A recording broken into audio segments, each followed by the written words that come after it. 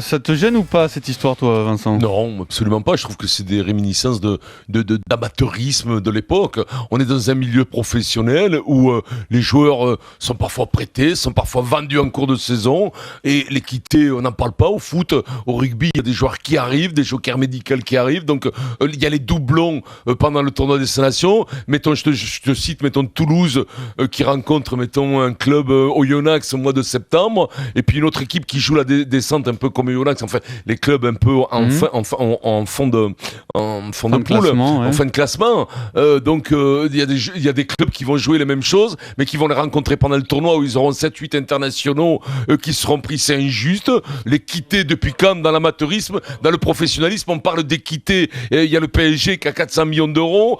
T'as des clubs comme le TFC qui en ont 30 ou 40, comme les Girondins de Bordeaux. Il n'y a pas d'équité. Le sport professionnel, c'est contracté à partir du moment où un joueur a un contrat avec un club. Il peut aussi avoir un contrat avec un partenaire, que ce soit un partenaire publicitaire, un partenaire hôte de travail. À partir du moment où l'entente entre le club et le joueur se fait, les autres, ils peuvent crier. Mais ils peuvent crier à quoi ? Ils peuvent crier l'équité. Il n'y en a jamais eu dans le sport professionnel. Écoute, ça n'existe pas. Moi, je ne vois pas où est le problème. Il y a un problème parce qu'on est sur du sport pro. Au début, effectivement, quand j'ai entendu cette information, je me suis dit, mais il est où le problème en athlétisme ? T'en as qui font des meetings et qui gagnent de l'oseille. La Diamond League, c'est quelque chose qui n'est pas pour ton club, qui n'est pas pour ton équipe de France. Mais c'est complètement différent parce que, un, c'est un sport individuel et deux, c'est un sport semi-pro, c'est-à-dire que tu n'es pas payé par ton club.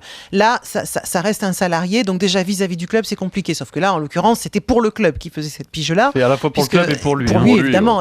Et j'imagine bien que c'est pas non plus un bon samaritain. Il part là-bas, il prend de l'oseille, il en ramène au club, c'est pas plus mal. Si tu veux, ce qui me dérange, c'est l'argumentaire des autres clubs.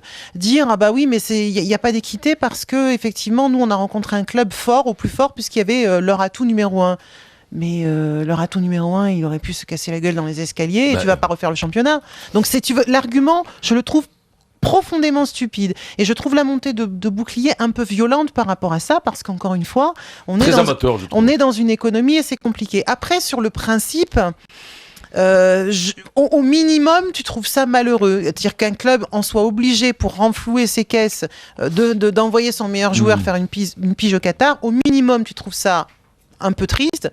Au pire, c'est pour combler le manque à gagner quand il est venu aussi. Hein. Oui, j'ai bien compris. 2012, mais justement, au pire, je trouve qu'il y a un vrai problème de déontologie et non pas sur le fait que le championnat soit faussé, mais sur le fait qu'on a une DNCG qui t'autorise le club qui était complètement dans le fond du seau à présenter un budget, à présenter un plan, etc. Avec l'arrivée de ce joueur, et il y avait eu des levées de boucliers parce qu'on autorisait le club à recruter ce joueur alors que les caisses étaient vides et le club s'était engagé à rembourser sur un certain plan, et finalement, comment il entend rembourser quelques temps après, alors qu'il est toujours dans le rouge, c'est en envoyant le gars au Qatar. Voilà. Là, pour le coup, si tu veux... C'est un peu limite, c'est vrai.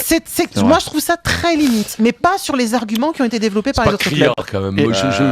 Quand même, mince, la DNCG, c'est quelque chose qui normalement met tout le monde sur un pied d'égalité. Dans les règles de la DNCG, ça passe. Donc, ils ne voient pas le mal dans ce genre de choses, la DNCG. Dans la DNCG, il n'était pas prévu le prêt d'un joueur au Qatar.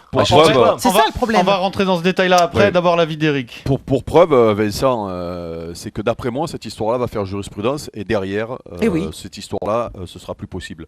Parce qu'il y a un gros problème. Il y a deux gros problèmes. Maryse a évoqué le côté de... imagine donc, là, je vais prendre l'OM, puisque bon, donc ils disent tiens, on achète Messi, on n'a pas les sous mais on achète Messi et on va faire un plan comme quoi Messi peut partir sur la lune, faire une exhibition tous les ans même pas, pour pouvoir le faire venir. C'est-à-dire que c'est même pas dans le plan de départ. À la fin de l'année, l'OM est déficitaire de 150 millions et pour combler, ils envoient Messi sur la lune. Voilà. C'était pas dans le plan de départ. C'est pour ça que ça pose un peu problème. Voilà. Enfin, bon. Et donc toi tu dirais c'est bon. Donc ils n'ont pas les sous et c'est bon, tu vois. Donc là déjà il y a un gros problème au départ. Et ensuite, moi je suis désolé Vincent, tu peux pas dire que c'est de l'amateurisme. Au contraire, c'est un sport pro où et d'après moi au hand c'est un petit peu comme au foot, c'est-à-dire que la différence entre la première division et non mais Vincent, laisse-moi finir. Entre la première division et la deuxième division, c'est-à-dire que c'est énorme économiquement ce qui se passe, ok. Et là tu as un club qui est à la lutte à un point, deux clubs qui sont à la lutte pour descendre, c'est-à-dire que leur vie est en jeu. Ok, et il y a une équipe qui va jouer avec le Toulouse de Fernandez, c'est-à-dire qu'au hand, un joueur, ça te fait l'équipe. C'est-à-dire que tu sais que l'an dernier, avant qu'il arrive, ils étaient à la cave, et là, cette année, ils sont 5e. C'est-à-dire qu'un joueur te fait ta saison au hand. Et donc là, tu as une équipe qui joue pour la relégation, qui se tape Fernandez, qui prend une rouste.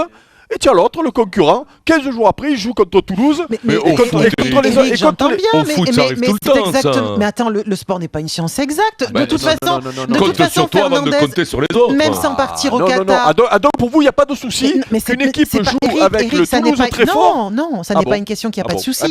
J'aimerais bien vous voir à la place de ceux qui vont être relégués à cause de ça. Ça n'est pas la question qu'il n'y a pas de souci. Bien sûr qu'il y a un souci. Attends, réponse de Maryse, ensuite réponse de Vincent. C'est comme si tu me disais que Luis Fernandez.